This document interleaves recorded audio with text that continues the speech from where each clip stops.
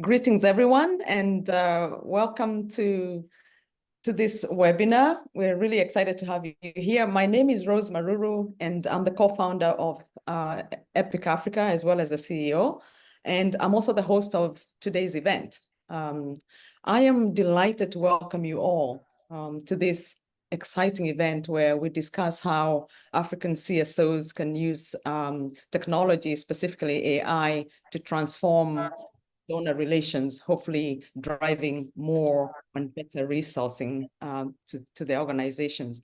Now, not all of you may know Epic Africa, so allow me to very quickly just tell you a little bit about who we are, why we exist, and what we do.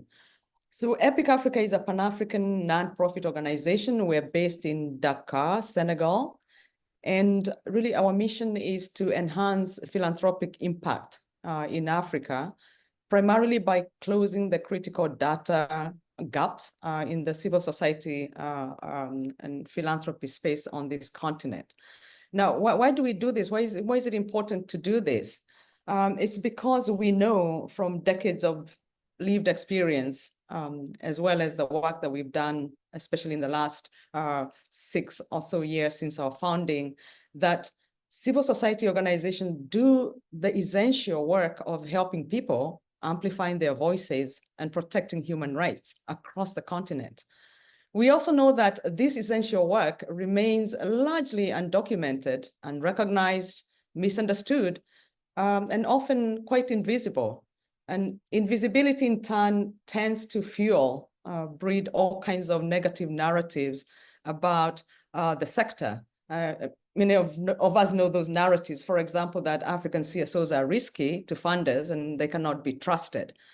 Now, as a result, the sector then remains terribly, severely underfunded. Underfunding means that organizations find themselves in a vicious cycle. Because they are underfunded, they cannot sustain or scale their impact, and because they cannot sustain activities long enough to show impact, let alone scale, they are deemed weak and ineffective and therefore not worthy of support. Now, Epic Africa is helping to break this cycle by doing two main things. One, we're bringing greater visibility to the essential work that African civil society organizations do, and enabling CSOs to really showcase the difference they make despite daunting challenges. And the challenges are not just funding, but certainly funding is a main one. The second thing that we're doing to help break this cycle is to create access to information, to tools, to services that can help to equip civil society organizations with the knowledge and connections that they require to break it out of this cycle that I just described, and which others have actually termed the starvation cycle or the one grant away from extinction syndrome. Now, in recent years, we have witnessed how technology, particularly data analytics and artificial intelligence, have reshaped the global nonprofit sector. But here in Africa, navigating the donor landscape remains complex and an uphill battle, fueled by enormous information asymmetry, for example. And the expectations from funders, combined with the pressure to demonstrate impact and outcomes, can be overwhelming. This is where technology offers us an incredible opportunity. And this is the driving force behind this webinar, the first of a series of transformative conversations that we are bringing to African CSOs. So we're here today, we could say we're here to really to start to level the playing field and start to shift the power to those on the front lines in very practical ways. So data and AI can enhance how we manage donor relationships, empowering us to present more compelling stories, for example, of our work, improve transparency, identify new funding opportunities. But more importantly, these technologies can help CSOs to create strategies that put the needs of our communities front and center while delivering measurable impact to our partners. Now, before I finish my welcome, I would like to clarify one thing. When we talk of donors, we are not only referring to foreign institutional donors, foundation, bilaterals, etc. No, we are also thinking about the millions of ordinary Africans, both living on the continent and in the diaspora. And we know that many of them are willing to give. In fact, they're not just willing, many of them already give to CSOs. In fact, you might be surprised to learn that individuals are actually among the top 3 sources of funding for a majority of African CSOs, at least according to our data. Now, technology can enable CSOs to tap into this segment of potential supporters, and it can facilitate, by facilitating ease of giving, which again can then enable CSOs to sustain their engagement with individuals and sustain funding, which is, excuse me, which might be less difficult and cumbersome to get than from institutional funders. So in today's conversation, we're really talking about unlocking all these opportunities. So I encourage you to ask questions, share your experience, and learn how data-driven insights and AI tools can help transform your relationship with your donors for the better. Now, whether you are seeking to strengthen your existing donor partnerships or break into new funding stream, this webinar will offer practical strategies that can be applied for you in your work. Thank you for joining us. I look forward to a dynamic and enlightening discussion. And now let me hand the virtual stage to our co-organizer and moderator, Liz Ngozi. Liz, please. Thank you so very much, Rose. I am so thrilled to be with you. Happy Monday to everyone. For those of you who are joining us and need to be able to listen in French, we have live translation with humans. And we'll put in the chat how you can actually access that. And let me go ahead and tell you a little bit about me. I'm the founder and CEO of the International Social Impact Institute. And for those of you who are meeting me for the very first time, I'm passionate about demystifying AI. So I'm just thrilled about this conversation. I'm also a transformative speaker, educator, and consultant with over 2 decades working in the social sector in various capacities. So I've been in your shoes as well. The Institute, which just celebrated its 4th anniversary, empowers purpose-driven institutions, tech companies, and leaders worldwide to amplify their impact through AI-powered solutions and digital storytelling. At New York University, where I've been over 15 years and where I serve as an adjunct assistant professor, I teach courses that enable nonprofit and private sector organizations to leverage AI for digital storytelling and stakeholder engagement. And since June of last year, I've had the opportunity to empower 3,000 individuals with AI knowledge through my teaching and workshops. And speaking of empowering organizations, as Rose mentioned earlier, it's been 1 year since Epic Africa launched the African CSO platform. It's truly inspiring to see how this platform is helping CSOs connect, learn, and amplify their impact. And in fact, I was privileged to contribute the first article on the potential impact of AI on African CSOs to the platform last year. If you're not already a member, I highly encourage you to join using the links that are being shared in the chat. Okay. And I just want to mention that it's been such a pleasure working with Rose and her team. They're really, really dedicated to the sector and to really empowering organizations. I just really want to personally state that. But we're here today to explore how data and AI can empower African CSOs to achieve greater impact and create a more equitable future for all of us. We've assembled a truly remarkable panel of experts who are at the forefront of using data and AI and just, and empowering African CSOs. And so I'm going to just briefly tell you a little about each one of them, and then they'll introduce themselves after me. So let's get to know them. First, we already have met Rose, who is our host, but she's also going to be serving as a panelist. Very excited to hear from her. And next, we have Atieno Odiambo, who's the director of the Legal Empowerment Fund at the Fund for Global Human Rights. Atieno, we look forward to learning about your work and expertise in supporting African CSOs.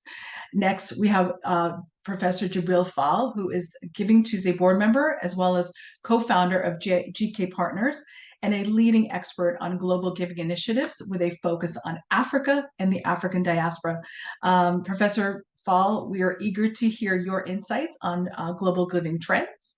Next, we have Zach Kidd, who is the founder and CEO of AskHumans, a cutting-edge platform for gathering real-time AI-powered voice feedback. Zach, we're excited to hear more about AskHumans and its potential for CSOs. And last but certainly not least, we have Sean Olds, who is the founder and co-CEO of Boodle AI, a company that provides a comprehensive platform of AI tools to help CSOs improve their impact. Sean, we're looking forward to your demonstration of the BoodleBox platform. So I'd ask each of you to introduce yourselves, starting with Atieno, please. Thank you very much, Liz. And it's interesting that we are here talking about technology. I just happened to get back on. I was kicked off by technology itself. So, but I'm glad to be back. I might have to hop onto my phone because my Wi-Fi seems to be misbehaving. Anyway, really glad to be here, everybody. Thank you so much. My name is Atieno Odhiambo, and I'm the legal director of the Legal Empowerment Fund, which is a new fund that was formed about 3 years ago. And our focus is on funding grassroots justice groups that are using legal empowerment strategies to secure their rights. Thank you very much. Thank you, Atieno. I'm glad that the technology brought you back on, but I want us to just sit here for a moment and realize that we have people joining us from several African countries. We have people joining from 4 different continents as well, and that's through the power of technology. This would not have been possible 5, maybe 10 years ago. And so I think we all need to kind of understand how it's really transformed the way that we work, the way that we engage, and how we're able to impart knowledge and share knowledge. I think that's really incredible. And next we'll hear from Professor Fall, who is in the UK. Thank you very much, Liz, and thank you, Rose, for bringing us here together. I'm a visiting professor in practice at the London School of Economics, and I'm a board member of Giving Tuesday. GK Partners, the company I co-founded, runs a development implementation consultancy, and we're working particularly in Africa. I also serve as the lead consultant on innovative and diaspora finance for the African Union, and a lead consultant for what's called the Abu Dhabi Dialogue, which is the 6 Gulf Cooperation countries that receive millions and millions of migrants. I'm a consultant for them on the use of technology to empower migrants. Thank you so much. Pleased to be here. Thank you very much. And I believe, Zach, I don't know if you're in DC today or if you're traveling somewhere in the world, but next we hear from Zach Kidd. Thank you so much, Liz. I'm actually in San Francisco. Oh, wow. Very early. Good morning and good day and good evening to everybody. So wonderful to be here. I'm the founder of AskHumans, and we're a venture-backed company. We're based in the United States. What AskHumans does, it allows for organizations to receive open-ended verbal feedback in different languages by people talking through their telephone and responding to specific questions. One of the big challenges that all of our organizations have, regardless of where they are, how small or how large they are, is the ability for leaders to really hear what people think on the ground. And not just hear what people think on the ground, but turn that knowledge into something that's actionable so that they can guide their organization to a better place. And effectively, that's what AskHumans allows organizations to do. We work with organizations like the World Bank and in the South Asia region. We work with large universities, hospitals, and large for-profit organizations.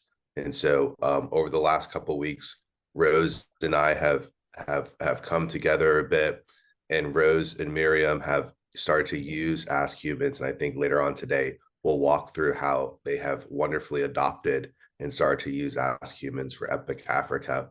And hopefully that will be a good model and representation of opportunity that other organizations on this call that are being supported by Epic Africa can take place in. Thank you. Awesome. Thank you, Zach. Thanks for joining us. I know it's so early for you. And last, certainly not least, Sean, I'm going to let you take it on because you're going to now give us a demo. Sean Olds.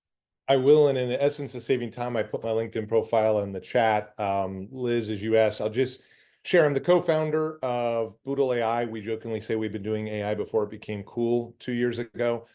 We started and founded 8 years ago. My co-founder and I focused on bringing data science, machine learning, and AI to nonprofit community. We have definitely, over the past 2 years, jumped into the generative AI space. And that's what I'm going to share with you today. Liz has asked me to give you 3 quick examples on how generative AI can be used. And we're going to use a platform called BoodleBox, which is what my company has built, only because for those of you who have seen demos done by ChatGPT, Bard, Meta, others, it brings them all into one place so that you and your team can collaborate, allow the AIs to collaborate, and do it with your knowledge and proprietary information in a safe and secure manner. Now, if you've got the ability to log in, and these will be available, the actual links to these, but these are going to be group chat demos. I wanted to do these as group chats because it will allow you a week from now, when you want to try and go back to this again, to have this in place and not try to have to remember it or go look up the recording and find the spot in the recording. So the first thing I want to show is stewardship. And so what I'm going to do is I'm going to use an example. For those of you who've not seen it, there's an organization called Girls Who Code. And so I'm going to pretend like I am the stewardship director with Girls Who Code. And if you come into the QR code I gave you, if you want to comment on anything, just / say hi, Sean. You can see that Liz is already into the chat. But what we're going to do is the more information that we can give the AI, the better. And so the first thing I'm going to ask it to do is I'm going to ask it for some background on Girls Who Code. And you can see here that it'll go to the web, it'll start pulling some information, and that gets stored in background. Now, the more information we could give, the better. And so one of the things that I'm going to do very quickly is I'm going to add the Girls Who Code annual report. And then I'm also going to add a donor file to this conversation. And very quickly, so you can see the donor file I've created, first name, last name, email addresses, some information about these donors, as well as their donation amounts. So if we come back into the conversation now, I can ask one of the, and let's pull in ChatGPT into this conversation. I can tell it who I am and what I want to do. And so in this case, I've told it, hey, I'm the fundraiser for Girls Who Code. I would like to give you, I'd like to take the information that you have, and I'd like to do letters for our first 5 donors. Now, for those of you not experienced with generative AI, it's key to understand this is a first draft. This is not meant to be cut and paste and put in. But we have a client, several clients right now who do this. And on any given morning, they can have 5 emails that take them about 5 to 10 minutes to proofread. And you can see here, I hope things are going well. I wanted to take a few moments to express our gratitude. I understand that you enjoy bird watching and practice. It's wonderful that's your commitment. That might not be how you would say it, but it at least gives you, for each of these first 5 donors, a working place to start with. Now, you may get to the point and go, you know what, it's not quite grateful enough. It doesn't do exactly what I need it to do. And so what we can do is what's called bot stacking, where we can bring in other bots into the conversation. And of course, on a live demo is when it's not going to work well. 1 second, sorry. There we go. It is finished. And now we could pull in, let's say, Gemini 1.5, and we could just say, this is a great start, but could you make it more grateful? And now it's going to give you 5 more drafts of these same ones. The other thing that we could do, because we know the mind, how the mind works, and that when we see images that resonate with us, we tend to open emails more. As this gets done, we could move over to one of the image generators and ask it to generate an image for each one of those. Image generators take a couple of minutes. So in the essence of time, I will show you the image I did beforehand when I did this same scenario, but you can see both birds and aerial yoga. And with the platforms today, I could have had a sign somewhere in here that said Girls Who Code, so that as your donor opens it up, they've got Girls Who Code, but they've got something that resonates with them. Second quick example I will give you is on being able to do major gift presentations. And so we have clients who meet with new major gift donors. Rose talked at the outset on how important it is to bring in donors.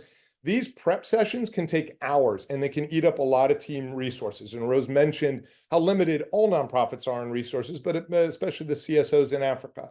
And so one of the things that we can do as we come into this conversation is, again, we can ask it to take a look at Girls Who Code, And so we just ask it very quickly to give it the information we need on the background in Perplexity. And I'm sorry, I'm going to pull Perplexity in here. But the other thing I'm going to do is I'm once again going to upload the information about our annual report, but I'm also going to pull in our own Liz Naganzi and her profile that I've pulled from the web, as well as Michael Dell from Dell Computers. And now what I can do is I can go back into the system and just explain to it who I am and what I'm looking for. And in this case, what we're trying to capture is information as a major gift officer. And so I simply type in and let it know that I'm a major gift officer. I need to select the appropriate bot. So I'm probably going to use ChatGPT 4.0 for this. And I tell it, hey, I need questions that are specific to these individuals, not just generic major gift questions, but ones that are specific to these individuals. And so in this case, it's going to come through and it starts asking questions that Michael Dell might ask. He might look at things on impact measurement, program reach, alumni success, and going through. Now, what we should see here is as it comes up and it asks questions for Liz, they will be different and more pertinent to her background. And obviously, if I could have pulled in more information from the web, board bios, other things, these questions would get more and more narrowed. But let's say you're not satisfied and you say, you know what, these seem a little generic. I'd rather have something that is more pertinent to these individuals. Is you could just say that these are a good start, but can you come up with unique questions that are more specific to the individual? And now what we'll see are another list of questions. So in less than about 90 seconds, what we did is we created 20 questions for each person that are more specific. This is something that would take most teams hours to do and would take a group of people. Now, one individual can start with this and then share it in a group chat like we're in right now with the team and allow the team to come in and start discussing which questions and how they would answer them. The last one I'll give, and I'm not going to do it in the essence of time in here, but just talking about grants. I heard Rose mention the thing, the issue of being one grant away from failure. A lot of people complain when they use ChatGPT or Claude for grants because they're trained on so many and it sounds generic.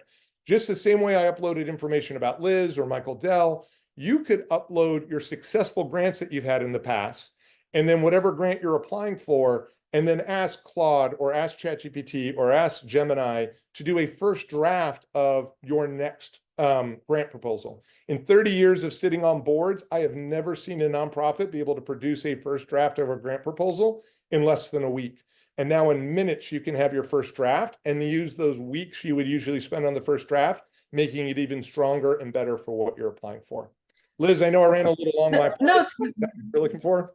That's okay. No, I love it, but I think you're too humble here. They don't realize that you have 1,000 bots that people can access, right? And you have purpose-built ones. Like my favorite bot is the chief marketing officer one. I also use the ad one.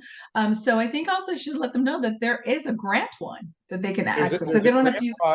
Yeah. And one of the things most people last year when McKinsey ran their study on why less than 10% of the workforce had actually adopted generative AI, the number one reason cited was a fear around prompt engineering. And so one of the things that we've built into the platform are 1,000 bots that know how to prompt, and they will engage you like a colleague. They will ask you a series of 1 to 8 questions, and then they will produce the prompt and give you the answer you need. So the majority of our users at last count use our AI helpers because they just want to get a job done. They don't want to learn how to become prompt engineers or Gen AI wizards. They just need to meet their mission. And so we provide those AI helpers to do that. Yeah, so thank you. I think that's wonderful. Appreciate that. I think people are asking for your slides, so we're hoping that we'll be able to share your slides as well with them. Happy to do so. Okay, great. Thank you very much. I'm going to go ahead and now continue in. Now they've had an opportunity to learn a little bit about Boodle. I want to go ahead and now go into our conversation. So everyone who's in the chat, I see you're already starting to share, but please go ahead and actively participate. We want to make sure that if you have any questions, or even if we want to share anything that you're doing, that we're able to hear from you. And if there are questions that are asked, we'll make sure that people are available to respond, whether from Boodle, from AskHumans, or from the various organizations involved. And then anything that's not covered there, we will respond to during the actual stage, or during the webinar. So now we want to let you know that we had you fill out a pre-webinar survey, and thank you to those of you who had the time to respond. And we actually customized the questions using Boodle to address the particular topics that you identified as being areas that you wanted us to cover. And so, one of the things that we heard is that, that you're facing significant challenges in securing funding for your work. That, that's nothing new, but we're going to dive into some practical strategies for accessing funding, including the potential of AI to help overcome these challenges, as we've seen a little bit from Sean's demo. So the first question I want to pose is to Atieno. And Atieno, I'd love for you to share what some of the biggest funding challenges that African CSOs face, and how data and AI can help address those challenges. And you've been on both sides of this equation, having been in a fundraising seat and leadership in an organization, as well as now being the funder. So if you could share a little bit about that, then we'll hear from Jibril about some innovative approaches that he's seen to fundraising that CSOs can explore, particularly in the light of limiting funding and short grant periods. So if you'd like to start. Okay, thank you very much, Liz. And Sean, that was literally amazing. I'm blown away, and I'm a funder, but I work for an intermediary fund, so I'm always looking for funds so I can pass on down to the grassroots organizations that we fund. So this Boodle is probably going to be my new best friend. So on the question on the challenges faced by African CSOs, my remarks will heavily focus on the use of data, because it's what we rely on much more heavily than AI. Though after this, perhaps I am a convert and we shall do it differently. But I also tend to be a Luddite, and AI to me, I've seen it always as a minefield, which I'm still trying to navigate. And I know my fellow colleagues on this panel, Zach and Sean will probably unpack it much better than I can.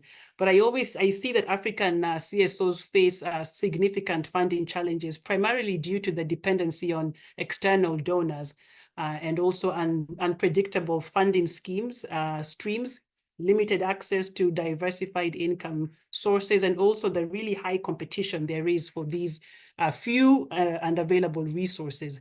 And these challenges often result in short-term funding that does not align with the long-term goals of most CSOs, leading to sustainability issues. CSOs also struggle with the administrative burden of reporting requirements, which can really strain their limited resources. And as a funder, I'm always cognizant of the fact that reporting should not be unduly burdensome. So on the long list, I don't have that. I think we were told 2 minutes. So Liz, I'm really going to try. I'm going to mention just a few of the of these constraints and challenges. And the first is the usual one, which is limited access to funding.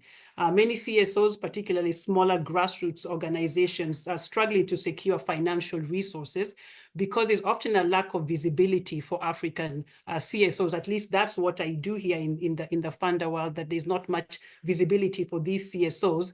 Among global funders, but also, the problem is global funders tend to fund what I refer to as the usual suspects. That is, they fund who they know, they fund those that are well-known, they fund those who make the most noise, but may not also be doing the most work or the most significant most innovative work. So I think this is where data comes in, and also AI. Because I feel like data can be used to map and showcase the impact that African CSOs are making, and making them more visible to the global funders. And by collecting and aggregating data on your activities, achievements, and community impact, these CSOs can better demonstrate their value and attract funding. Sean mentioned the grant writing process, and I think the grant application process is something that AI can be used for. And this is something we are seeing at the Legal Empowerment Fund, and are trying to figure out how to deal probably, with the inherent biases that can come along with reviewing an AI-generated application, which is brilliant and hits all the points of what a good application should look like. And on the other hand, reviewing one that wasn't written by AI. And I think there's a balance there has to be a balance. There's nothing wrong with using AI to write or review an application. But I think for me as a funder, it's something that we struggle with, especially with smaller grassroots organizations that don't have the access to technology. So does that then put a lot of African CSOs, for example, at a disadvantage when you don't have that technology in your hands? Another issue is a shift in donor priorities. And because so many of African CSOs are reliant on donor funding, it really leads to challenges in sustainability, especially when donor priorities shift. And right now, as I think most of you know, there's a trend towards funding a single sweeping solution to a problem, which to me creates the danger of a monoculture. And we as funders need to strive to fund thriving ecosystem of ideas. And because the path to remedying, imperfections and injustices in our communities and societies don't lie in one big sweeping solution, but in the power of small, diverse approaches, which I see a lot of African CSOs doing. And I think it's really, it goes a lot to say that, there's no single theory of change that can offer the perfect solution.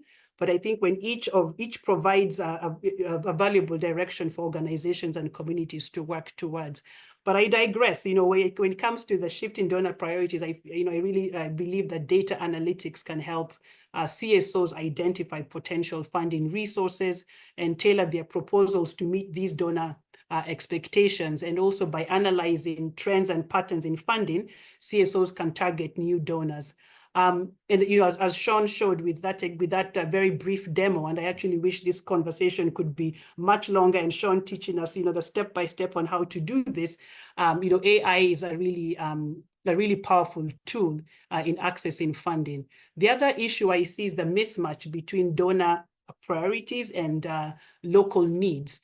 And African CSOs often, face this challenge, and not just African CSOs, but most CSOs globally, in aligning their work with donor priorities. And then when the funding does become available, groups then have to often ignore the dynamic changes in their communities to satisfy donor demands. And they have to set aside their long-term vision to accomplish very short-term and sometimes, less influential activities. So, we as funders then have inadvertently created an access to resources gap that compounds the lack of access to resources, which is the main issue. So it also forces CSOs to shift away from their core mandate and areas of expertise. This is where data comes in again. By collecting and analyzing local data, CSOs can provide evidence of the needs and the priorities of the communities that they serve. And they can also use this data to advocate for funding that aligns with local contexts to ensure that projects are both relevant and impactful. I've also heard, and maybe again, the AI experts can tell us, and I'll insert a caveat here, I've never used, but I've heard that the AI algorithms that can match CSOs with funders whose priorities align with their missions and the needs of their communities. And so using this kind of tool would also increase the likelihood of securing funding that supports community-driven initiatives. And then there's also the challenge of scaling successful initiatives. I think, to me, while there are lots of African CSOs who are successfully piloting very innovative projects, they often face the difficulties in scaling these initiatives because of the lack of resources, infrastructure, not having the strategic partnerships. And data can provide the insights into these factors that contribute to the success of the projects, especially these pilot projects. And this will enable the CSOs to replicate and scale these initiatives more effectively. And data can also help identify the best regions or populations to target for scaling efforts. I have heard, but have not used, that AI can also analyze networks and stakeholder landscapes to identify potential partners that can support scaling to successful initiatives. So Sean, I hope you're paying attention to when I say I have heard but have not used, that this will be part of the way that you'll help us demonstrate and give us some tips on how to do this. Lastly, there's also the issue of inconsistent funding cycles. And this is because with the cyclical nature of funding, there are periods of plenty followed by gaps of, not much going on. And this creates challenges for CSOs in planning and sustaining their activities. And this inconsistency, unfortunately, disrupts ongoing projects. And AI tools can be used to analyze historical data on funding cycles, to predict when new grants or funding opportunities are likely to become available. And this will enable CSOs to plan ahead and to apply for grants. So I think, to me, I see AI and data as a really very friendly to African CSOs, and especially since I think a lot of times applications are put in, there's probably and for myself too, when I look at applications that come into the Legal Empowerment Fund, there are those that are really well written and hit all the points, and then there are those that are not that greatly written. And I think AI and data especially, to me, I can't emphasize enough how it is important to aggregate and to collect and to provide data, because a lot of times also it is, we're really trying to make decisions from organizations that we are not very familiar with. But when you see the data provided about, what's going on within communities, what communities need, then it really reinforces the need for funding. And I think, to me, it makes it a pretty attractive application. So thank you very much. Okay, I have one other question, just related to that. What are the key data points that CSOs should be tracking to measure their impact and demonstrate their value to donors? You're muted. Can you hear me now? Yes. Yes. Yes. So I think, I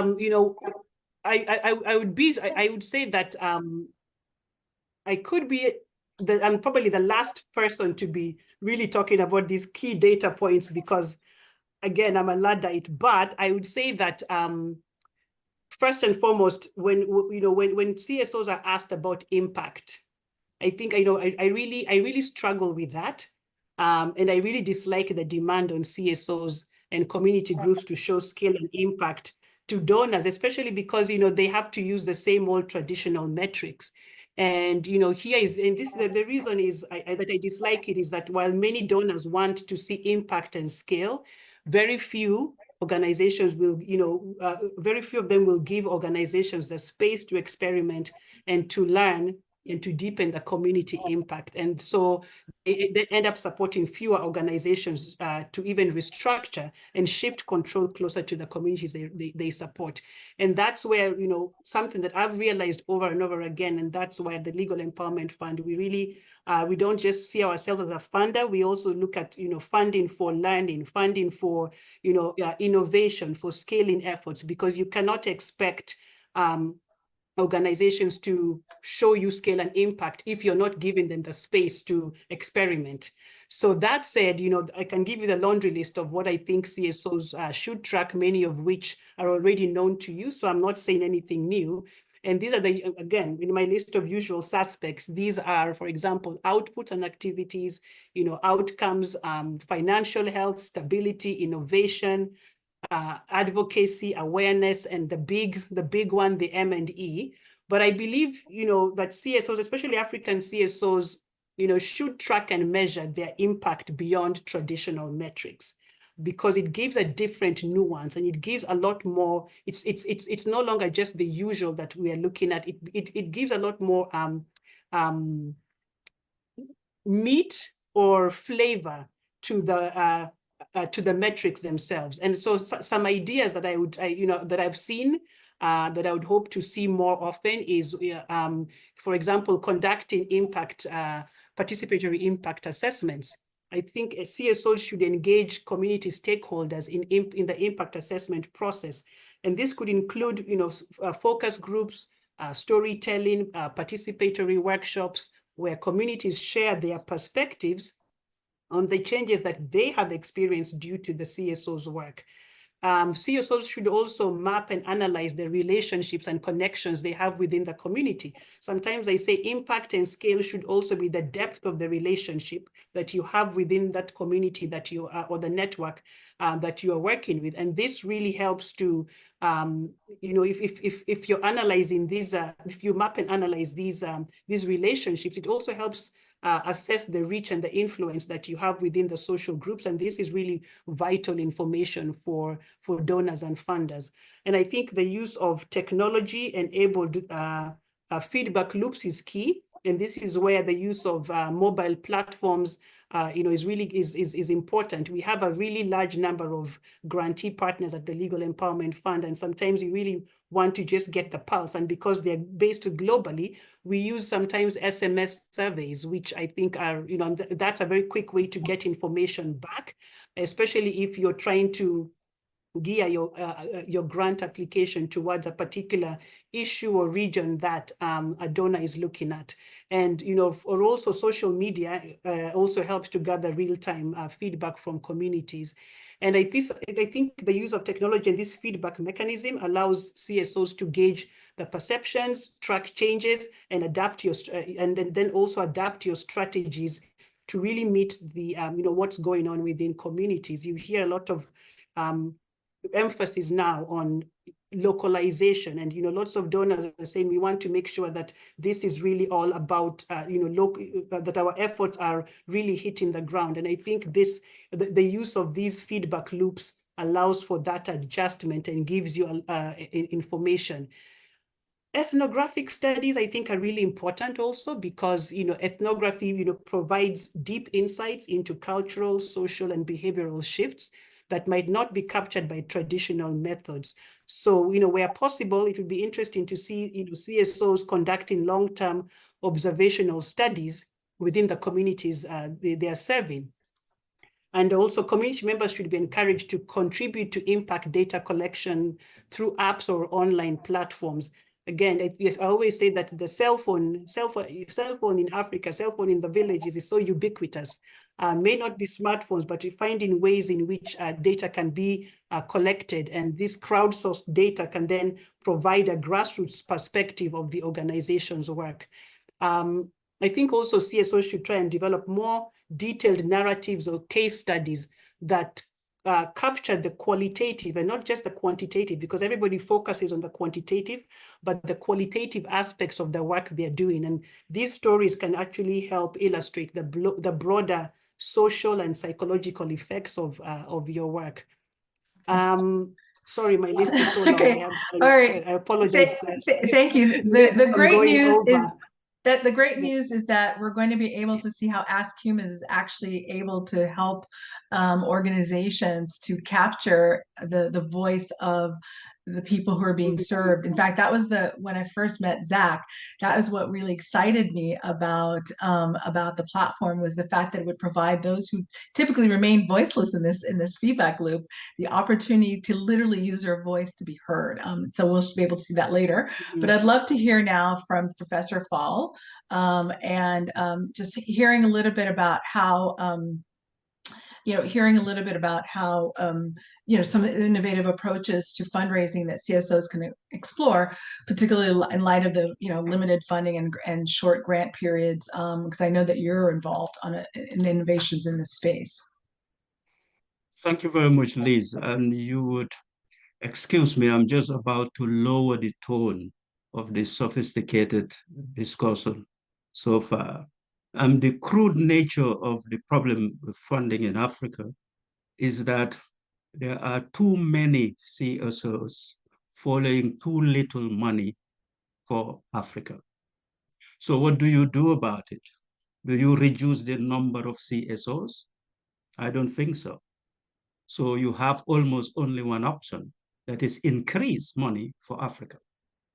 Now, if we look at most of the problems we're having in terms of fundraising and all these funders, still dollar for dollar, the highest number of it is international philanthropic organizations or agencies. And some of the most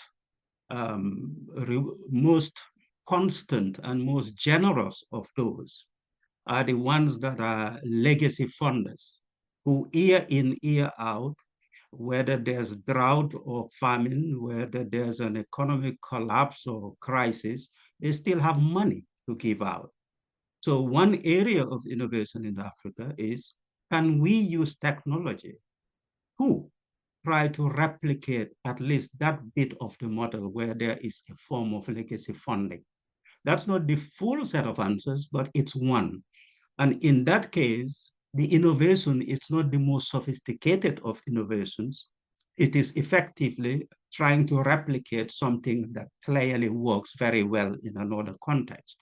So if you take the big funders from Rockefeller, Ford, and the more recent ones, being a board member of the Carnegie Corporation of New York, we do a lot of financing on African diaspora scholars. But if you take all of those, one thing they have in common is that there was a huge endowment at some point in time, and that they are earning income from those endowments, which are then disbursed as they choose. If you come to Africa, you hardly see any of that.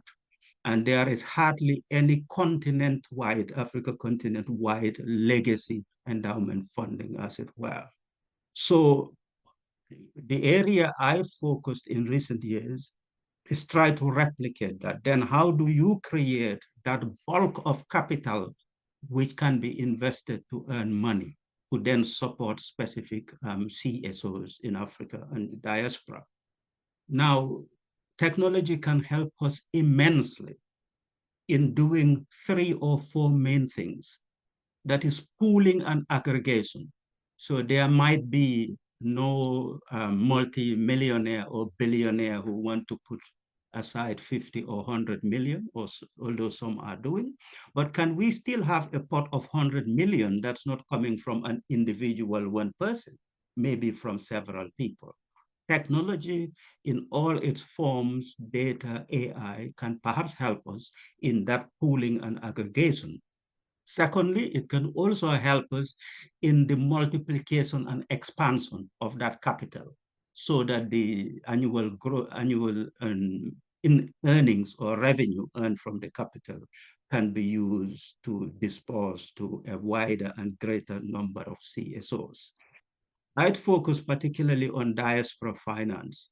And if you then look at the pooling and aggregation, it makes sense. Of course, it is good to pool money, get money from those who are not giving yet. But it may be better to start with to try to get money from those who already give. It might be counterintuitive or maybe even cruel in that these people are already giving. But the data is clear. Those who give are likely to give more. And even remitters, diaspora studies have shown in the United Kingdom, the Charities Aid Foundation and the City University of in London did this study several years ago, and they found that the members of the diaspora who remit money back to family and friends are more likely to give to UK charities. So the giving sort of personality or the giving culture establishes itself across a whole range of topics. So we can use technology now and even the more sophisticated things that are coming to encourage, to find, encourage, and take more from the givers in a manner that is not too painful. Maybe later in the session, I would refer specifically to one program called Remit Aid. And I would illustrate how that's we're planning to do that with Please the go African ahead. Union. Let us and know. Please go ahead. Continue with it. So, for example, right now, the remitters would use money transfer companies. All of it is fintech based. Almost every member of the diaspora would have on their phone several apps that they use to send money. All of that obeys all of the legal and regulatory requirements for anti-money laundering, countering terrorist finance, all of the stuff that the regulators need. And they use it to send $100 per week or $500 per month or whatever amounts they send.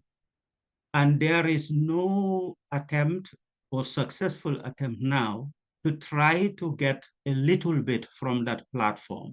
So with the Remit 8 platform we're working on, is that whenever then you go to send money, you would be offered the opportunity, as we are all familiar with in the United States and Europe, when we do online orders for food. It started with pizza companies years ago and now spread across. You can always be asked that whenever you send your $100 to make a donation of $1 or whatever amount from those transactions. The remittances that go through these platforms to Africa every year is about 100 billion. That's what it is. It's bigger than any other form of development finance that goes to Africa. Nigeria alone receives about $25 billion. And a small country like mine, remittances now that's the Gambia, stands at about 800 million. That is, depending who's talking, according to the World Bank, that's over a third of the economy of Gambia. And if you speak to the statistical authorities in the Gambia, they say it's over half the economy. So it's significant. So if you are getting 1% or even a fraction of a percentage from those remittances through a manner of donation that's not very painful, then you're winning big time. And the technology allows us to do it easily.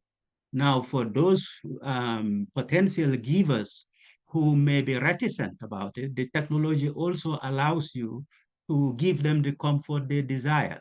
Say, if they don't trust the systems, you can easily let them have, still on the same app, click a button and they can see to the specific projects the money is going on.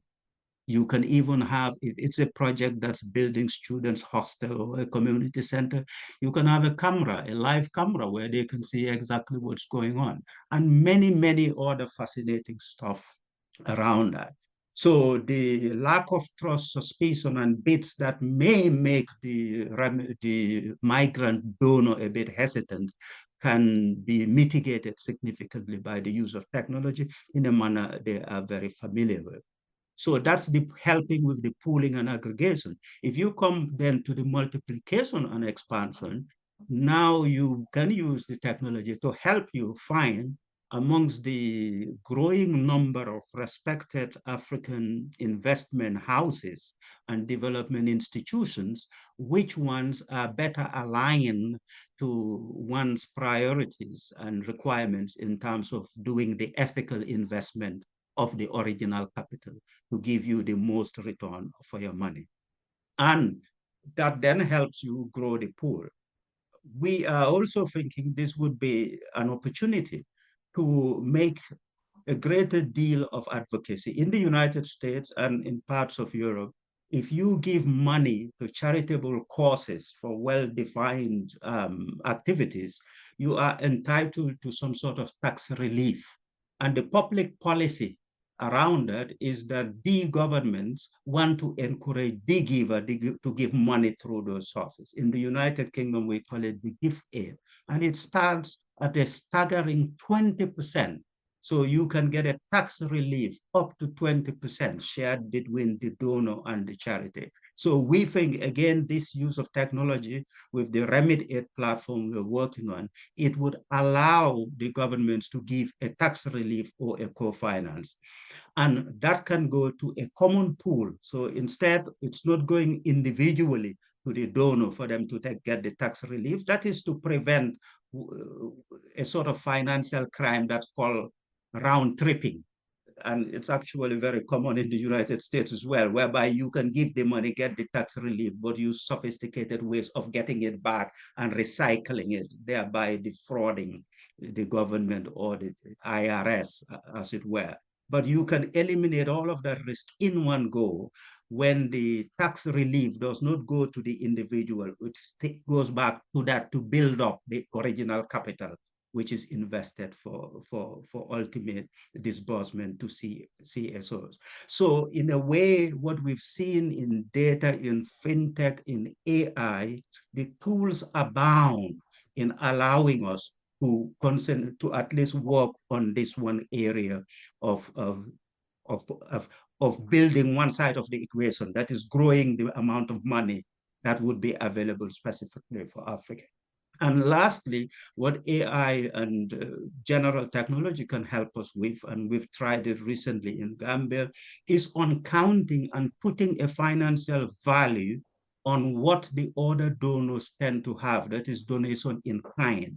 So if you look at a standard African CSO, you would find that there is a significant input in running that organization in delivery goods, which is a donation in kind rather than a donation in cash.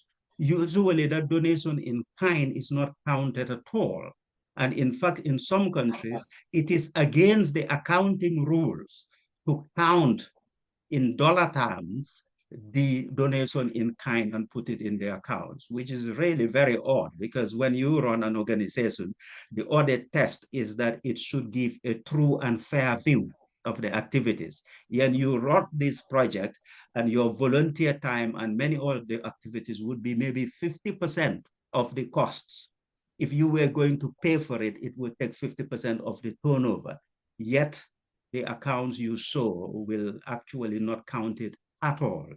So AI and technology allows you to do that. In the Gambia, where we said we've been piloting some of this, in the past 2 to 3 years, the organization I run and the project we run there, we gave out about 500,000 euros in cash to 60 individual diaspora practitioners. So at least for us, our approach to funding was that we're almost funding the person, because as Achiano mentioned, we are not particularly interested in the detailed bureaucratic process of impact assessment.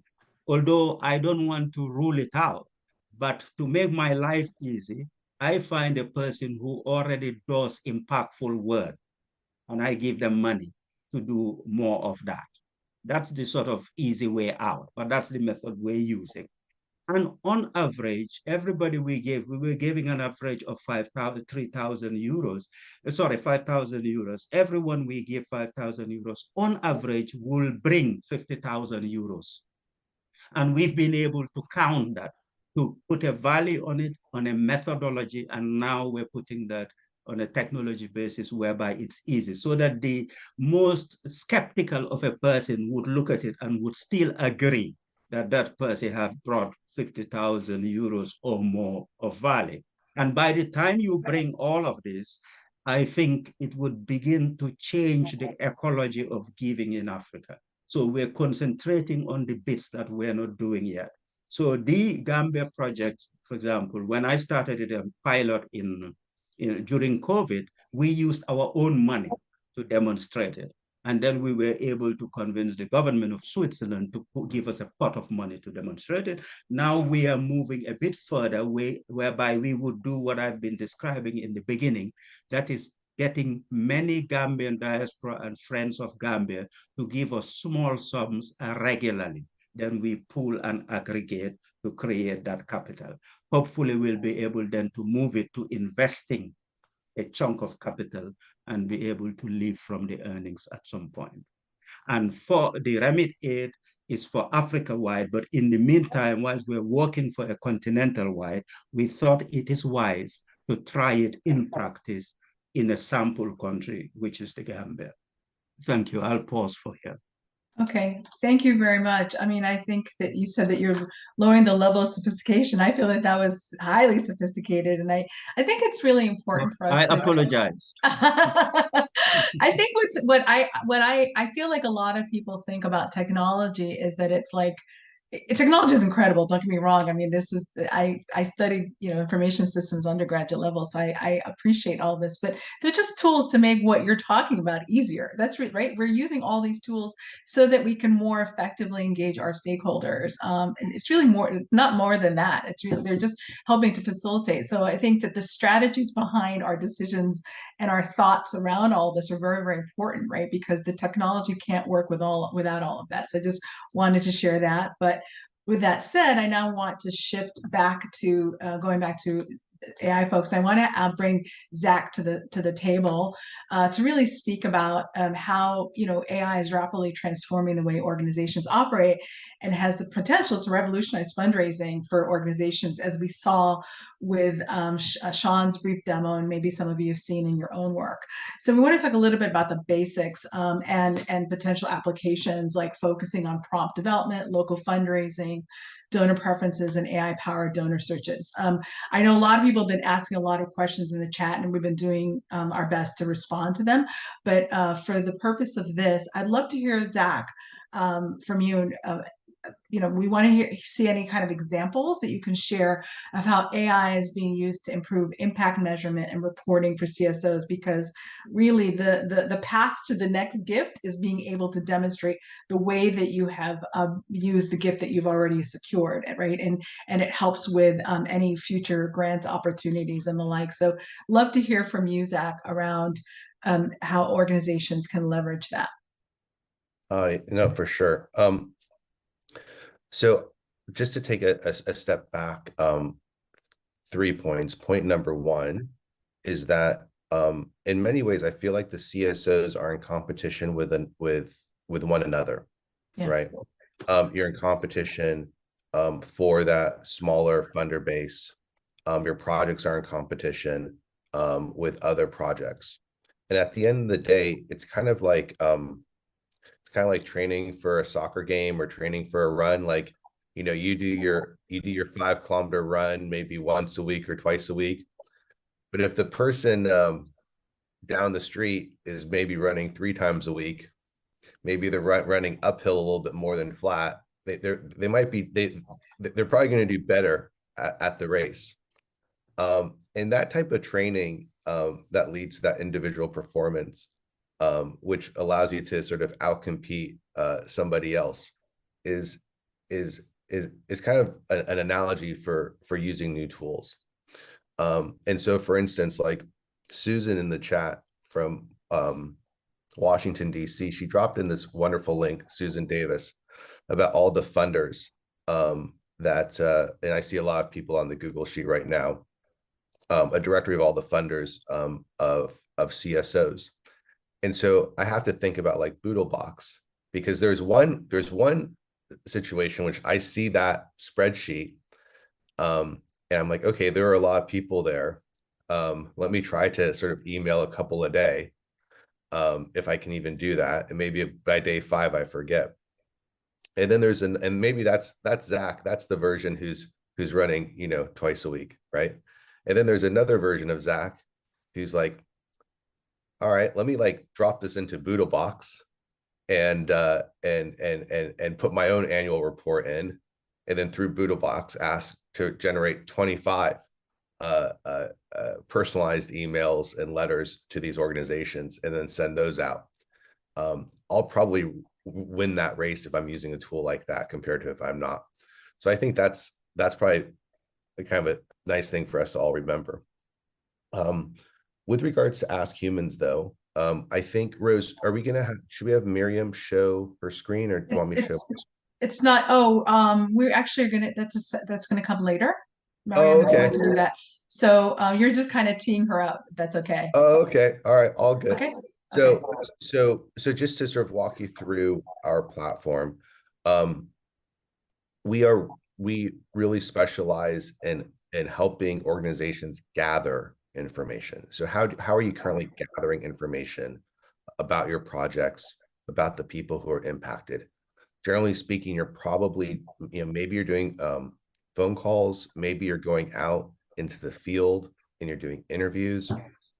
What AskHumans allows an organization to do is to do that 100 times faster, and much more inexpensively.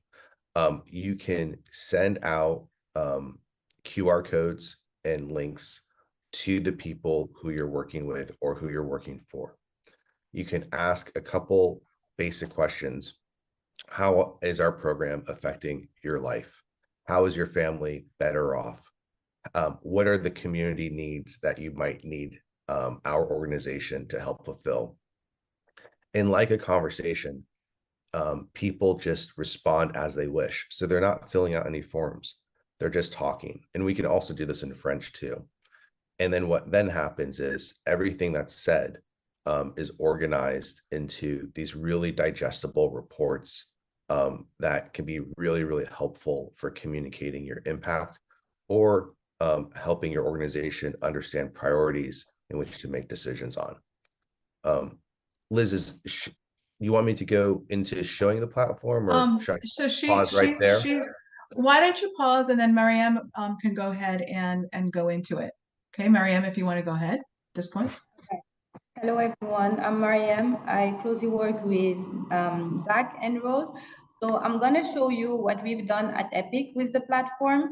So this is what the platform of AskHumans looks like. So as you can see, you can develop a lot of surveys, and I'm gonna use one that we've done to understand what were the fundraising challenges that some CSOs that actually registered for the webinar face. So when one person responds, this is what it looks like. I hit the top part because of confidentiality, but the person just have to respond to a question and record their answer just like they would do for WhatsApp audio. So for example, here we have someone who responded.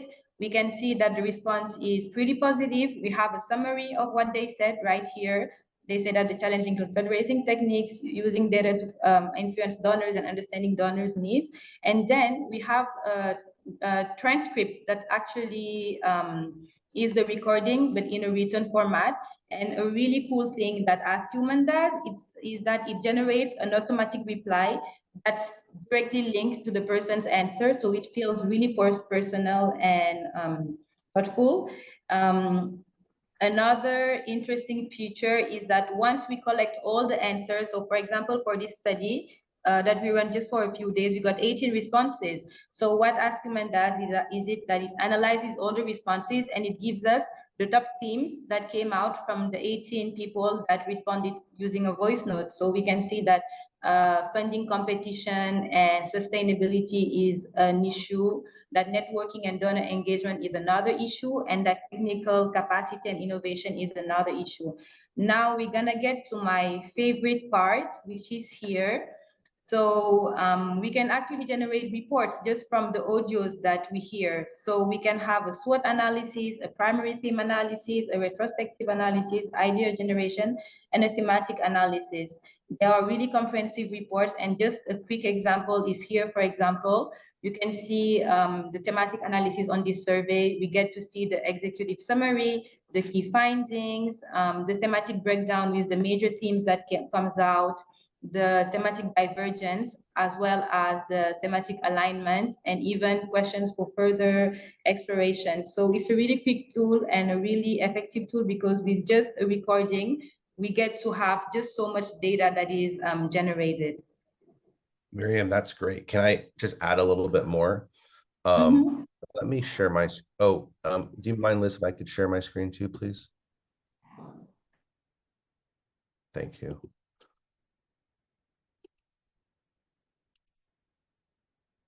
Or will I try to share my screen? I'm still not able to. I'm not sure if. Let's see. Oh, perfect, brilliant. Okay, so just to take a step back. So Miriam, that was such a great overview. What Epic Africa did is they created so one, to create studies, it's super simple. You actually literally just go in, when you have an account with AskHumans, you go into create a study. You can name it, let's see, water sanitation feedback. You can create, they could be anonymous or non-anonymous. The insights can be private or public. If they're non-anonymous, then you know who's speaking. And you can do you can integrate incentives, and you literally just go and you start building it out. You can record a video, like an introduction, so that people can sort of see what you are interested in and sort of asking them to talk about. Or you just sort of go in and start building out your study. So once you've built out your study, you then get this QR code that you can share with folks. And so again, like with what Epic Africa did, you'll see that they will have a QR code for every study and a link they share that, and then people, whenever they have a time, some time, just click on that QR code and record their thoughts to their questions. And like Miriam was saying, for instance, here, there was one question: what are 3 main challenges faced by your organization when it comes to fundraising? So, all these people gave feedback, and then I'll just show really quickly from their feedback, we summarize what basically everybody has said, and then we could sort of see individuals. And I'm just not going to spend a lot of time on it because we kind of want to keep it pseudo anonymous. But from all of that, that's where we then see, here are all the top themes from that group of people. And then we get little summaries down here. And then you can sort of go into keywords. You can kind of see how keywords are being used. So here, fundraising, 4 different mentions. Or you can go into the report section, like Miriam was saying, and you can actually build out a report. And that's really, really powerful if you're building out a report to start off with, for like a research paper or an annual report or an impact report, or for a conference or for meetings in which you want to gather feedback before from the attendees before you actually meet with them. And it's like, there's like sort of some of the value around the reporting. Miriam, do you think that covered that enough? Okay. Yeah, I think it covers all of it. Thank you. Cool. Liz, what are your thoughts? You know my thoughts. I feel like AskHumans is like a miracle platform, because I mean, I'm being genuine. Was this not our conversation when I spoke to you? Yes. And I hadn't even seen the platform, but I Yes. got it because there are a couple of things here that are really, really important. Like I said to you, once you secure a gift, the next way to secure the next one is to be able to demonstrate that you actually use the funds the way that you said you were going to use them. That's one. The second thing is, if you're trying to see whether or not the services you're offering are actually working, it's wonderful to be able to empower those people that you're serving to be able to respond in their voice, right? Because it's a lot easier for me to respond to you and using like a voice note than it is for me to have to write. Maybe I may be self-conscious about my writing, or I don't have the time, but everyone likes to speak. So I think the fact that it provides that level of friction, it removes the friction for you to be able to hear from the people you're serving, and the sentiment analysis also helps you to be able to identify what services you may be able to offer that are currently not being offered because you haven't necessarily heard from your audiences. So from a funding perspective, but also from a service delivery perspective, I think it's very valuable. And even for organizations that have their own employees, to be able to hear from employees in their own voice about, what else maybe they can get. So that's what I find exciting. Well, so for instance, that's how the World Bank is using it a lot for internal feedback. So for instance, they have a new global director of infrastructure and sustainability. And so what he's doing, he's over about 400 people throughout the globe. And so he created an AskHumans study, asking, hey, what do you think of the organization? Where do you think we should go? What do you think my priorities should be? Right. So it's as if he's having a 3 or 4 minute conversation with every one of those 400 people, sent it out, and now they've been collecting feedback, and then he could turn it into a report. Again, this is for Epic Africa, like this, which kind of shows how many people have spoken, how much time, how many answers, and then of course themes and quotes, etc., and then sort of go into meetings really well prepared. Yeah, no, I think that's wonderful. So the great news is that everyone's going to have an opportunity to try AskHumans. Mariam, I think if you want to, we're going to be sharing the link in the chat. We also will share a QR code shortly. And then when you receive the post-event email, you'll be able to click through as well. And we really want to hear from all of you. And as an added bonus, we'll share the output of the research there. We're asking you basically, about this webinar, so you can actually see and be a participant to see how your voice is counted and how it's integrated into the report out of this webinar. So really exciting stuff. Thank you so much, Zach, for sharing, and Mariam as well. I want to go ahead now, switch gears, because we're really this is like, I always get excited about this because like the ideas are flowing and everything's, you know, really exciting, and having this interactivity is really, really important. But I want to go ahead and switch gears a little bit and have us hear from Rose, and really speaking a little bit about the African CSO platform. As I mentioned earlier, it's really become a vital resource for connecting and empowering civil society organizations across the continent. And so I really want to hear from you, Rose. Just, in terms of this being such a vital platform, in 1 year, just 1 year, the platform has grown to over 3,000 registered organizations from 47 countries, right? Working on a range of issues from health and education to women's rights and climate action. What's your vision for how the African CSO platform can further strengthen the African civil society sector? I think it's important to hear from you because this was your vision. It's already been come to fruition in 1 year, but where do you see it going?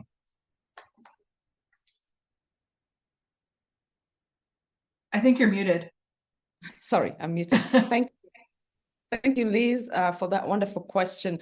Yeah, we are really excited about how the platform is developing and evolving. So there are many ways to describe this platform, and sometimes can refer to it as a gateway, a hub to information and data about African CSOs. It's a community, it's a social space for CSOs and the philanthropy sector. All these are true, but my favorite adjective actually is enabler. It's an enabler. First, it's enabling more visibility for African CSOs, so they're more easily seen and discoverable by those that are looking to connect. And those could be funders, they could be researchers, they could be consultants. And we've got many use cases, and maybe I'll just maybe highlight, just quote one that was just last week, actually, when a US-based research center reached out to our platform staff, Joyce and Paul, to see how local groups that they support in French-speaking West Africa could join the platform. And here's what this particular person said: "I am excited to find your platform, as we were planning on doing something similar, but more narrow in scope. We even submitted a concept note to fund the project, but I found yours and realized that years of work had already been done.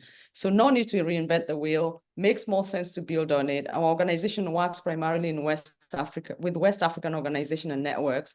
So my idea is to encourage our Francophone colleagues to register so they can be seen and they can avail of opportunities on the platform."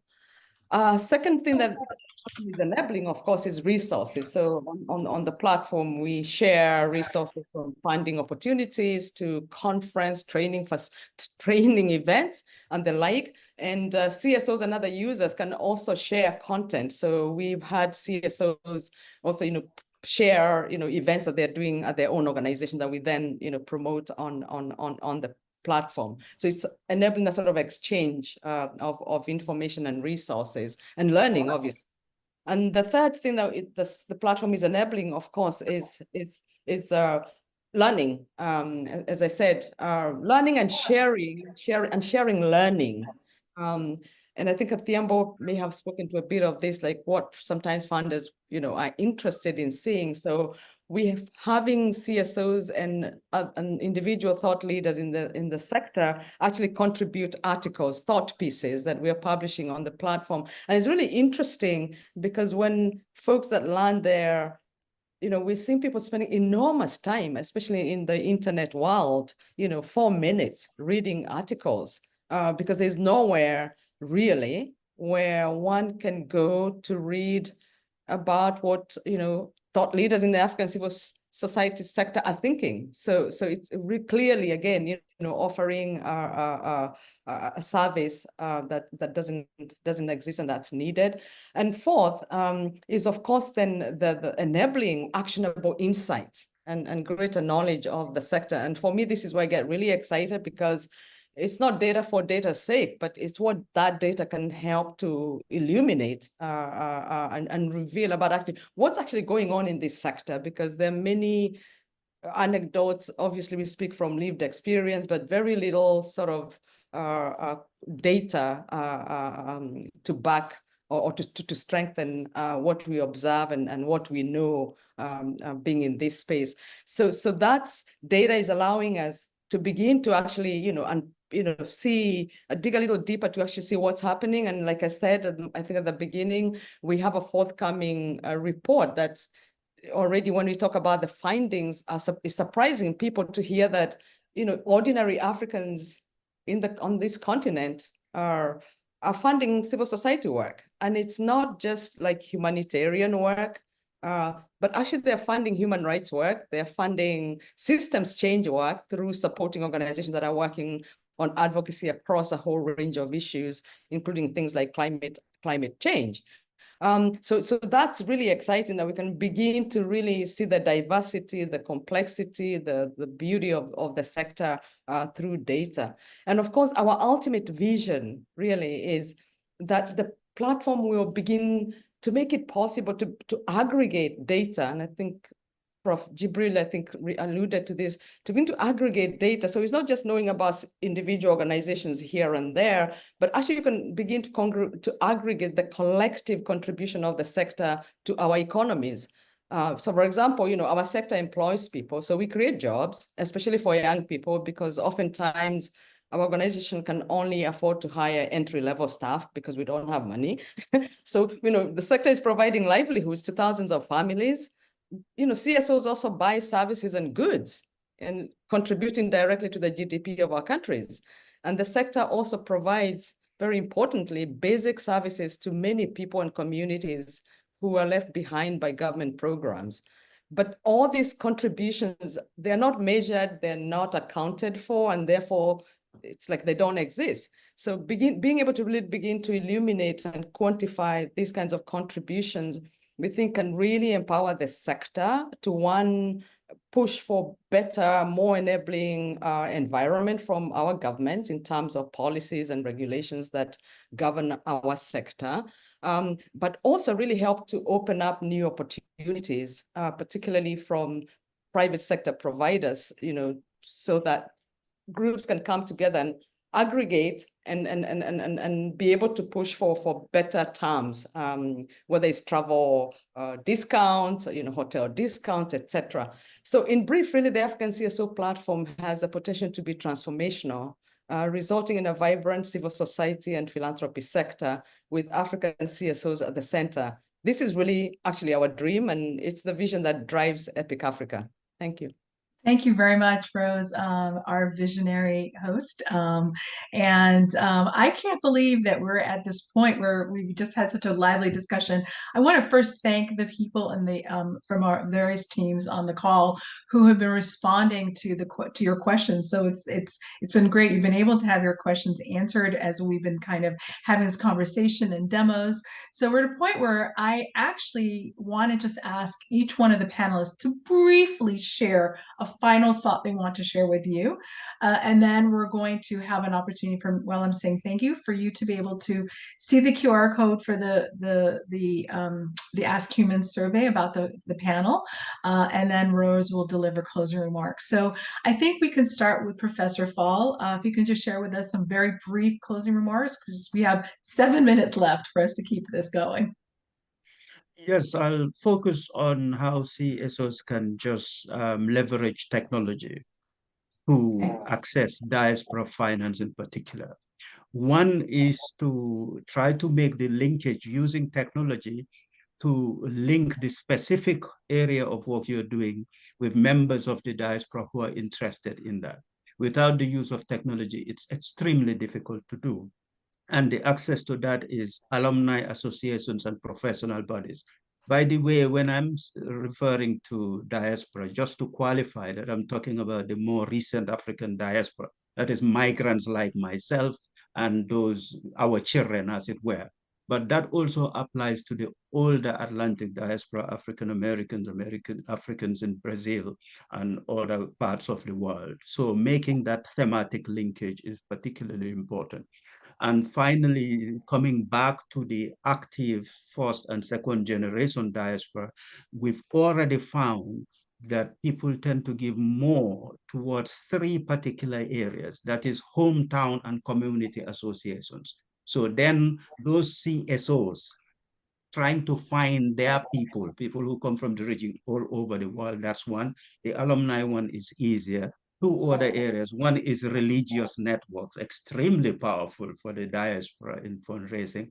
And the other is the new forms of community leaders. And most of them are one way or another social media sort of performers or influencers, either media platforms or other individuals who have access to many people. Thank you. Thank you. And Sean, can we hear from you? Sure. Briefly? Thank you so much, Rose and Liz, for having us today. This has been a wonderful conversation. The big thing I would say, and I want to pick up a little bit on Zach's analogy, which is you've got to try the technologies, and there's not going to be just one that works. We don't walk out of the house with a smartphone and just have email on it or just have our Starbucks app on it. We have multiple technologies on our phone. Organizations are going to need different things. And so, but you've got to get out there, you've got to try it. And only your organization is really going to understand what its workflows are and what technologies are going to work best. But by embracing the technology, trying it, and many times technologies have been too expensive. You look at CRMs and what they cost, and so organizations sometimes aren't able to. One of the beauties of AI and generative AI is that the costs are being driven down and they're becoming much more accessible, especially in the case of generative AI, where there are multiple free platforms that you can at least test it out and start exploring it to understand, hey, can I go back to my donors and explain why we need to invest in this? Because there's a significant ROI. So the big thing is just embracing the technology and experimenting with it. Thank you very much. Zach, just real quick. We don't have a ton of time, please, if we can. Sure. One of the most important things every organization here should be doing is capturing in their own words how they are impacting folks.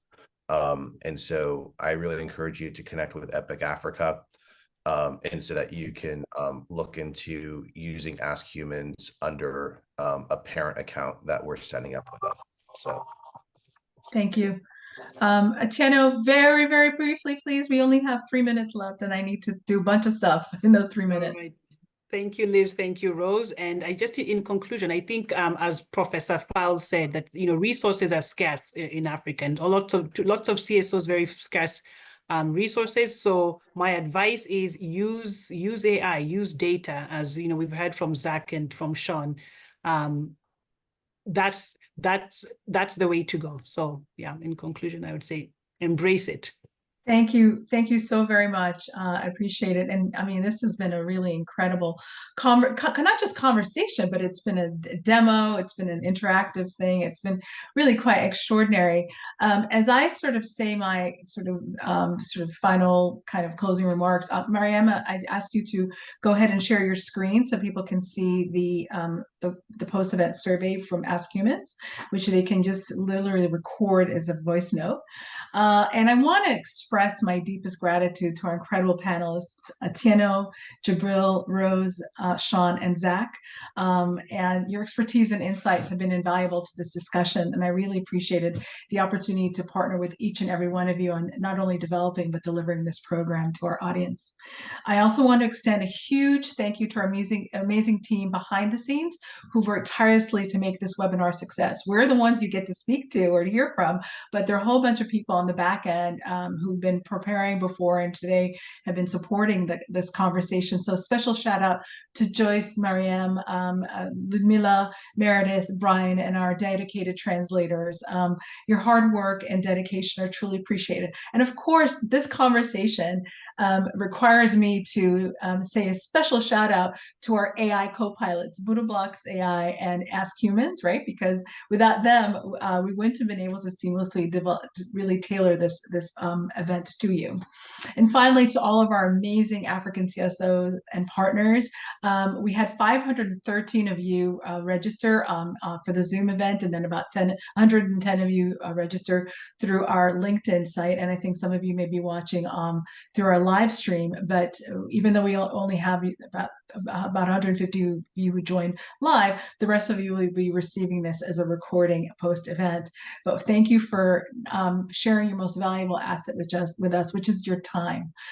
Your commitment to empowering Africans is truly inspiring. We're so grateful for all that you do. And as an added bonus, we've crowdsourced a resource document from all of the speakers that will enable you to delve deeper into the topics we covered, and that will be sent to you through the post-event email along with the recording of the webinar. Now I'm going to give it back to Rose, who just give us a couple more minutes just to go ahead and have Rose deliver her closing remarks. But before I do so, we have a little surprise for you. So if we could go ahead and tee up the video, and then Rose, you can do your closing remarks.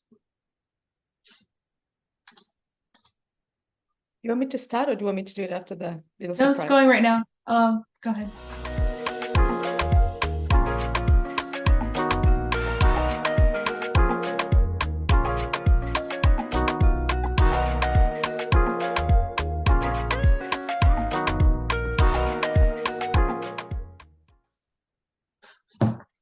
Okay. Well, thank you everyone for joining us today at this landmark event. As Liz said, it's been a mixture of, demos, speaking, questions and answers, and just really exciting, lots of learning, right?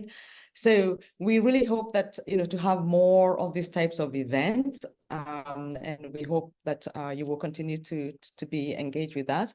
I'm living invigorated by the possibilities that actually lie ahead for African CSOs through the integration of data and AI.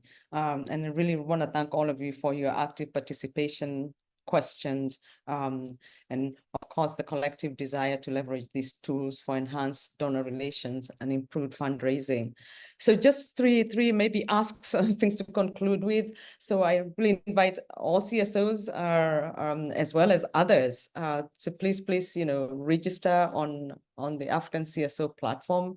And it's not just register, contribute, consume, give us feedback. What we have is really a 1.0 version. And so we are looking for feedback as we enhance the features of the platform to really serve CSOs and other users. To sustain and expand, this webinar series, of course, we're looking for support of visionary funders and other supporters who are committed to elevating African philanthropy. Your contributions will enable us to host more of these vital discussions, helping to shape the future of donor engagements across Africa. Please consider funding our future Ask Me Anything events to ensure this valuable dialogue continues. Additionally, we also urge funders to invest in our ongoing data mapping efforts, which are crucial to improving the infrastructure and capacity of African CSOs. Your support will empower us to provide even more precise, actionable insights that can dramatically increase the impact of philanthropy and social good on the continent.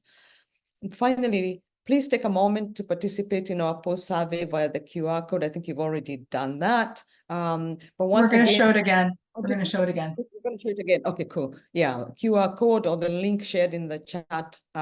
Your feedback, again, is going to be really important for us as we refine and curate more of these sorts of conversation. So once again, really, it's to say thank you for your dedication to empowering Africa through civil society. Together, we will continue to break barriers and create a future where every CSO is equipped to make an even greater impact. I really look forward to seeing you, many of you, if not all of you, on the African CSO platform, where our journey towards a more data-driven and impactful future continues. Thank you very, very much. Thank you, everyone. All right.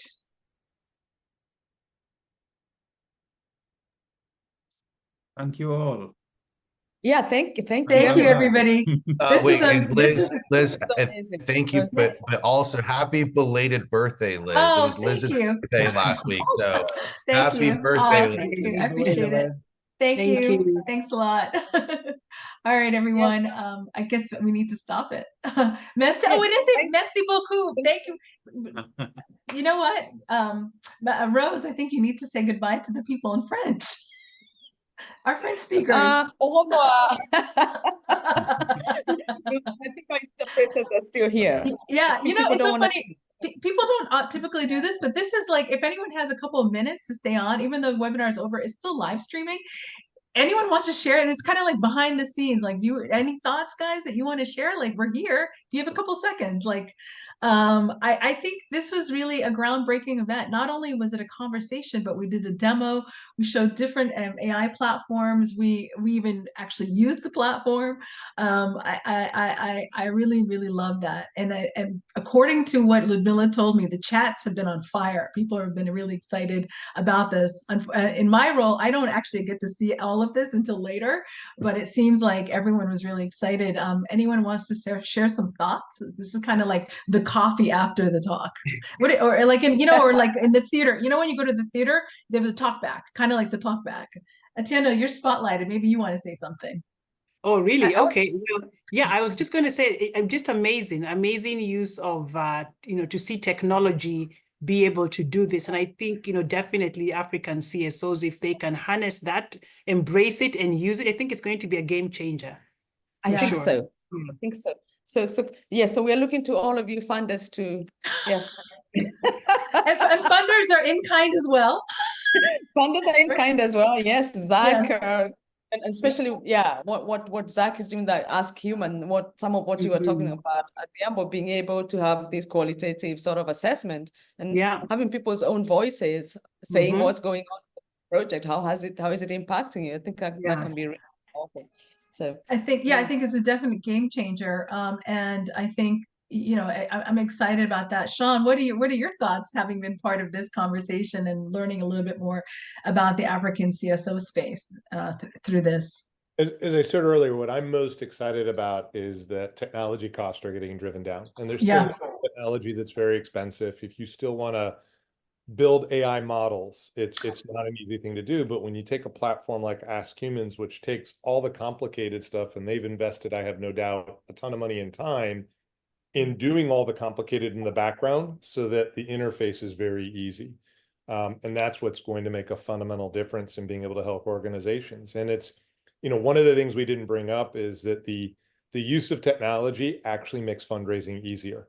Yeah. So if you look at an organization, one of my favorite examples is United Refugees, who, years ago, they used to send out teams of people with picture books, right? And they go through a refugee camp trying to make matches. Today they can send 2 people with an iPad using a branch of AI known as facial recognition and start to spot people. And so now if you can go to a funder and you used to say, hey, with your $1,000 donation, we're going to make 2 matches a month. Or you can go now and say, hey, with your $1,000 donation, we're going to make 10,000 matches a month. Like, that's where people want to, donors don't give their money away. They invest their money. They're not looking for a capital return, but they are looking for an ROI. And so the more we can leverage technologies like BoodleBox, AskHumans, and the others that are out there to show our investors and our donors that their money is being well spent, the easier it's going to be to fundraise. Yeah, I agree 100%. Is Professor Fall still with us? I don't know I know that he was traveling, so I'm not sure if he's still on board. But Zach, do you want to share something? I just think that at the end of the day, the ability to connect and share best practices and share lessons learned amongst organizations is critical to everybody's success. And so that really leads to the impact that Liz, you're having, and Rose, you're having in convening these types of conversations, so that people can really step out of their day-to-day and learn from others. And so I think that I really encourage everybody, as everybody here is succeeding, I know, to lean on Rose and Epic Africa and all the learnings that Liz is sending out from New York City and worldwide, and just keep on tackling things with new ideas and support. Thank you. And I want to ask one of the newest AskHumans users, Mariam, what thoughts do you want to leave us with, because you've actually now used this platform? Personally, it was really just shocking to me to see all the amazing things we could do for it. Because like I always tell Lee, Rose, I'm a consultant, and we used to spend so much time doing stakeholder analysis and going to see people, traveling sometimes, taking our computer, taking notes, and just taking people's like thoughts. And the fact that with AskHumans, we were able to do this in literally like 5 minutes, at least process the data, to me, it's really groundbreaking. So can I tell you that we use Boodle and AskHumans for that. So I went into Boodle, and because I know you need the questions like turn around quickly. So I went to Boodle, into the thread I have for the webinar, and I said I need 3 questions that will be great questions for post-event survey, and they have to be brief. And it generated within seconds, and then I emailed that to you, right? So that's the two platforms working hand in hand on that, which is kind of cool. Rose, you are our hostess with the mostest. You want to leave us with some final thoughts? This was your vision. So I asked you about 2 hours ago what wonderful looked like for you. You tell me to tell us. I asked you how you would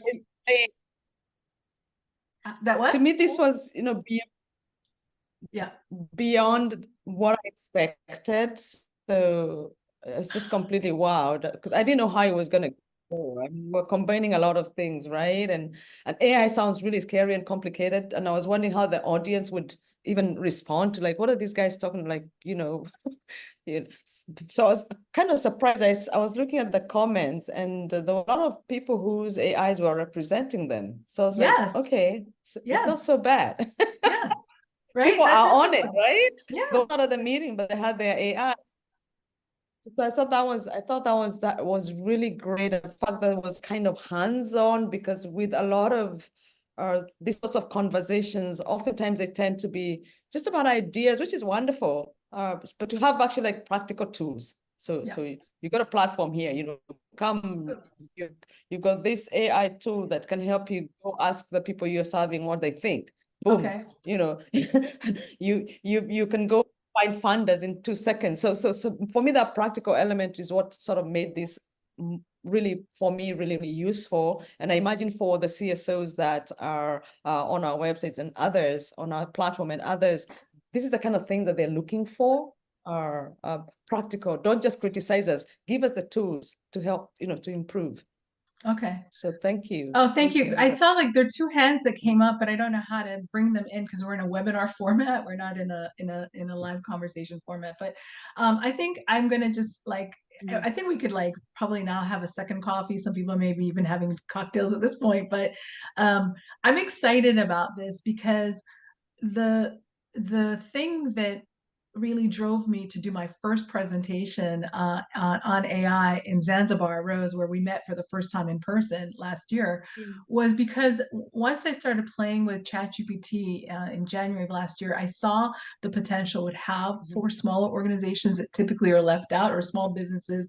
And I thought, wow, this is really going to level the playing field. And so I was intentional about doing my first presentation in Zanzibar, then in Nairobi, and then in Kampala, because I knew that if we could get people working on it and made it like accessible and not scary for them, they would love it. So to be here a year and change later, facilitating this is really exciting. And to see that people have invited their AIs with them, right? Their AI assistants with them, and that people are already kind of leaning into this is really quite exciting to me, because I really feel that as much as people think that this is technology that benefits the big guys, it actually does benefit the little guys who haven't been able until this point to be able to really compete the same way as, because I can, using the chief marketing officer bot, I can say, you're the best marketing ad person out there. I need you to create this thing for me, taking what I've already got and making it much better, right? So enhancing what I've already created. And so I'm excited to see where everything goes. Last thing we didn't talk about were ethics, and Sean or Zach, if you want to share about just how do people think about using this ethically, because I think that we want to be mindful that we're not violating people's intellectual property or their personally identifiable information and stuff. So how do we make sure we're careful about that? Zach, you want to go? You want me? Yeah, sure. So I mean, at the end of the day, in terms of using, well, I could just really speak for AskHumans. We create a lot of control over how people ask for information. If it's anonymous, if it's not anonymous, if the insights will be shared publicly, or if they'll just be shared back to the client. I think that one of the big sort of ridge points in in ethics and AI is really around sort of generational output and sort of facsimile output as a subset of generation. But we're really not in that space at all. Yeah. Our entire space is actually not generating sort of synthetic data or generating data that is not sort of based in actually original sort of research. So our whole thing is just like zero party data. You're collecting feedback from people, and as long as those people understand that their feedback is being processed, we always have accountability. You always see the original records, and then the analysis on top. And so there's an audible chain of sort of that you can see, okay, here is the conclusion, but it comes from these 19 people, and this is what these 19 people said. And they, of course, knew that they were being recorded. So. Right. No, I love that. Sean, can you share from your vantage point? No, I mean, Zach's absolutely right. Transparency is key. As you know, BoodleBox and Boodle for 8 years now has been very focused on keeping people's data private and secure. One of the reasons we built BoodleBox is we knew a lot of people were uncomfortable going directly to ChatGPT or Claude, knowing that their proprietary information would be trained on. And so we invested a lot in building an architecture where when an organization brought their data in, as showed in the demo where I uploaded donor data, an organization could be comfortable that that's not getting trained on, that's not getting exposed, and no one's going to market to it. That being said, there's going to be mistakes that get made along the way. And one of the favorite quotes I read recently, a book called Life 3.0, written by Dr. Max Tegmark out of Boston. So in there, and I'm paraphrasing, but he says something along the lines of, we invented fire, we really messed it up, and then we invented fire extinguishers and fire alarms and fire trucks. We need to do the same thing with AI, and sticking our head in the sand and just being worried about it doesn't give you a voice to make sure that you help build those fire alarms and those fire extinguishers. And so we need to test these, and we need to speak up when we see problems, and they'll respond. We saw a lot of problems in the very first LLMs that came out of proprietary books and other things being used in it. And as soon as people raised their hands, the LLM providers said they would take different routes in how they train their models and what they did. So we've got to get our voices out there and make sure they're heard. But at the end of the day, AI is definitely going to do damage the way fire does every year. But the benefit that AI is going to provide is going to be much greater, just as the benefit fire provides us is much greater than the damage it causes. Yeah, no, I think that's great. Miriam, it looked like you had your hand up, or you're just kind of moving your hand. No, okay, no. All right, Rose, go ahead. Rose, you're muted, or I can't hear you. Are you low? Okay. Okay. It's just a thought. So the more you train the AI, the better output it gives you. Yes. And I think for one argument to really, push and hopefully get more and more organizations in our sector doing this is it'll refine all that language going in there. It's just going to make the output better for all of us. So it's almost like donating donate something, say something, just get involved, so that we again, move from the complaining or the pointing out of the biases in the thing, but if we got to feed it, we got to have that African content to have in our sector particularly in there. Otherwise, what we get out of it will be what's happening in the US, right? So yeah, absolutely. All right, everyone. It's interesting. We have 62 people who are still on, and someone just texted me to tell me they're watching the live stream. So people, want this. They're hungry for this, and I think that it would be wonderful to be able to do one that's just on like the practical AI, like actually walk people through this, as you mentioned, Atieno. And I think you'd be a great sponsor. Or the larger entity of something like this, to be able to bring it to folks, because this was sort of the introduction. We did a little bit of demo, but now let's actually have people come and learn how to use this, and apply it to a very specific use case that they're trying to address. And so I'm looking forward to kind of where that evolves to. But I thank you so very much for being part of this groundbreaking event with us, and thank you to the people who hung on. It's interesting to me that they're still with us. And Sean, good luck with the rest of your day. I know that at least now it's a relatively normal time, but good luck with the rest of your day. I know that you're presenting or moderating later. Atieno, Zach, Mariam, thank you for participating in this. And Mariam is such a trooper. She knew she was presenting on Friday, right? That was when you knew, so this is a last minute thing that she sort of was able to be part of. So excited to have her part of this. And I think that she's going to, can I brag for you, Mariam? So I think her last day with Epic Africa is this week, because she is going to Oxford University for her master's program, right? Amazing. Congratulations. Mariam. So this is, I hope this was a good send-off for you. It was the best one I could ask for. Okay. Thank you. All right. Awesome. Okay. Thank you, everybody. And we will be in touch with results and the rest. And if there are the resources you kind of thought about that you want to integrate, we will be sharing all of this later on in the week. But thank you for whatever you've already supplied anyway. And everyone be well. Thank you. All right. Thank you very much. Okay. Bye-bye. All right. Bye-bye.